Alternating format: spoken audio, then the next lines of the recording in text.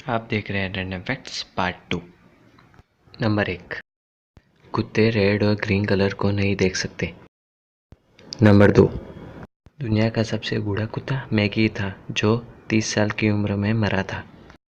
Number 3, भेड़िया भी एक जमाने में कुत्ते ही थे। नंबर 4, कुत्तों के सुनने की क्षमता मानव की तुलना में 25 गुना ज़्यादा है। नंबर 5, कुत्तों के फिंगरप्रिंट भी अलग अलग होते हैं।